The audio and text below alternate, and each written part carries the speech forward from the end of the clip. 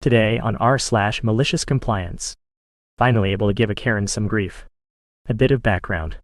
I used to work at a popular grocery store that's known for rolling over for customers. I started working for this grocery store during my gap year before college.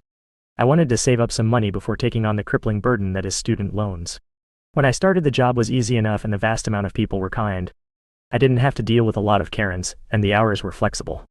I really enjoyed my coworkers and managers. Life seemed great. That is until our department got a new boss. I don't know what it is about new bosses, but they always have to go on a power trip to consolidate power and to show everyone they mean business. Our Karen manager went around the department and started criticizing people for the stupidest things. Even if we were doing our job correctly, she would show up and tell us to work faster, and we were stealing company time. We all hated her, but she is our boss, so we just tried to do what we were told. I pride myself on finding the quickest and most efficient way to do a job. Thanks for the upbringing, Mom. I applied this to any of my duties for the day. It just so happened that the end of the day was coming up, and we had to return products that customers left behind, non-perishable of course. I was volunteered/told to go do it. This wasn't an issue as I had done this plenty of times before. I went about my task and finished in about 10 minutes. The second I got done, my KM called me into her office, and the following conversation ensued. Karen manager, close the door. Now, do you know why I called you in here? Me, no? Karen manager, I am trying to improve efficiency in the department, and you took way too long to do those go-backs. I won't tolerate people slacking off in my department. Do you understand? Me, I wasn't slacking off, trying to defend myself. I was just cutting me off, she reiterated. Karen manager, do you understand? Knowing I was being railroaded, I just sighed and said yes. Karen manager, to ensure you don't slack off again, you are forbidden from doing any more go-backs. I don't care if the store manager tells you otherwise. This is my department, and you will do as I say. I'm the boss. I get a smile on my face as I realize what she just said. I nod my head and reply. Me, understood, I won't do go-backs no matter what. My Karen manager replied with an umbrage smile and said, Karen manager, good, now go back to work and don't forget what I said. I'm the boss. I turned around so she couldn't see my crap-eating grin and said, Me, don't worry, message received loud and clear. A few days go by without incident until I finally get a chance to put my malicious compliance into action. The front desk supervisor seems that the go-back card is full and asked me to return the products. I smile and say, Me, sorry supervisor, Karen manager said I was wasting time and I am no longer allowed to return products. The supervisor gives me a weird look but just shrugs and tells another coworker to do it instead. This cycle continues on for the next month. One day, the store manager happens to be manning the front desk. The end of the day rolls around and he looks at me and says, Store manager, hey OP, we have a lot of go-backs and I need you to return them. Me, sorry store manager. I'm not allowed to do go-backs anymore on account of slacking off. Store manager looks frustrated and says, Store manager, I don't care if you are allowed to or not. I am telling you to take these back. Me, sorry store manager, Karen manager told me I am not to do any more go-backs no matter what, and I'd better follow her orders.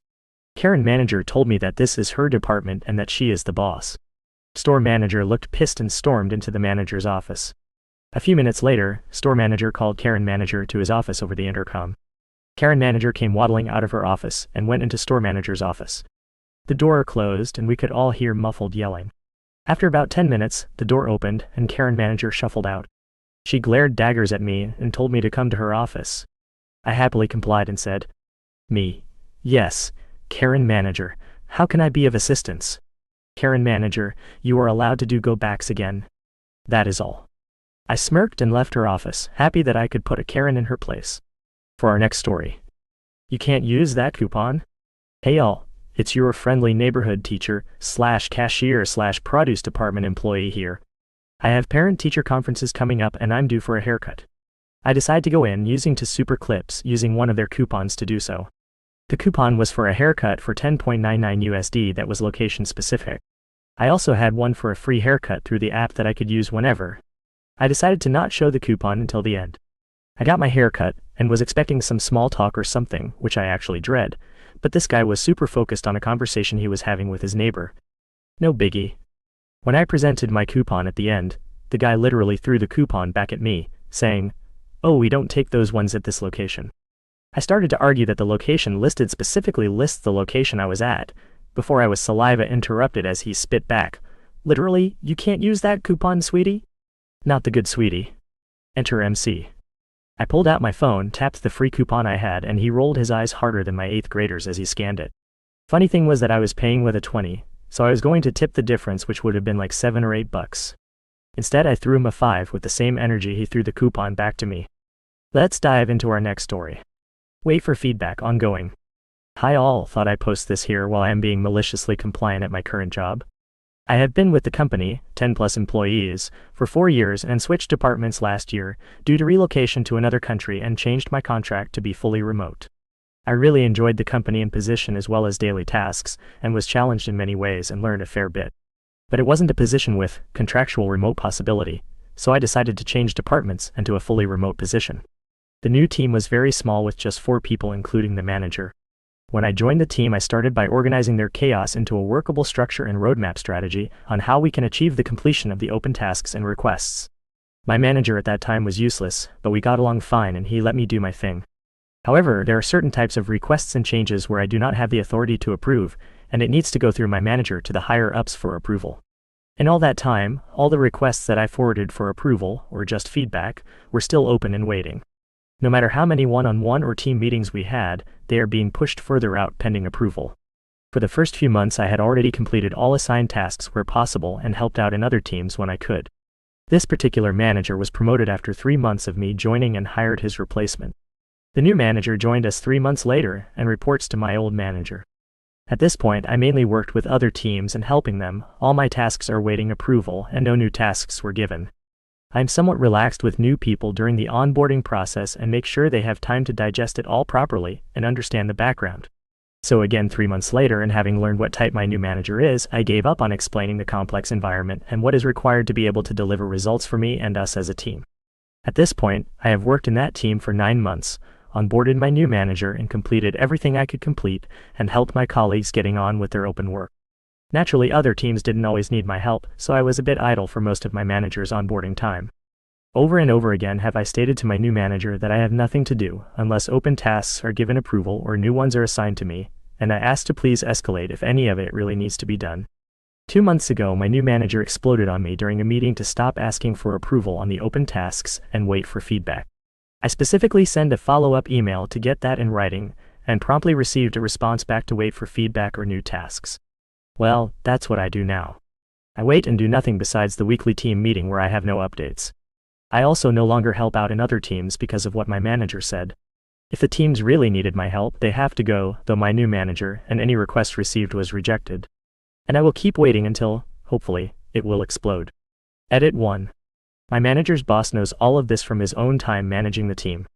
I have spoken to the big bosses, CEO and CTO, about it, and followed it up twice with an email including everything that is still open, including items he needs to approve himself.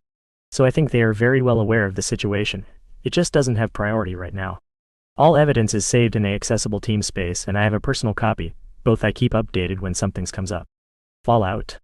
One team member resigned last month, and the other one is already looking for a new job. Important to know, there is a 20-year age gap between me and the other 2 members of the team. They still need and want more experience. Our new manager is early 60 and should retire soonish. We had an impromptu team meeting yesterday without the manager where we basically all laughed about this situation, but were sad at the same time that we could not use our skills. Personally, I decided to ride this wave and see where it goes.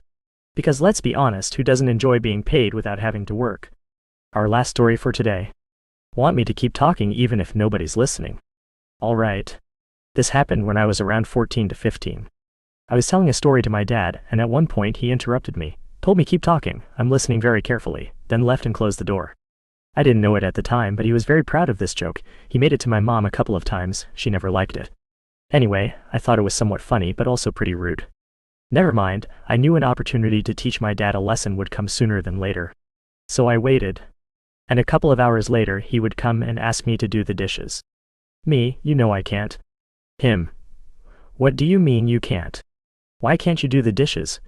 Me, I told you earlier. Him, no you didn't. Me, yes I did. You know this.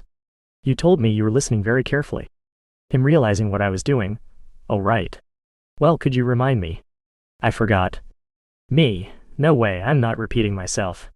I already gave you a very simple and rational explanation. My dad was strict, but he knew when he was beaten at his own game. He did the dishes that day, and he never made the joke again. And those are all the stories we have for today. See you tomorrow.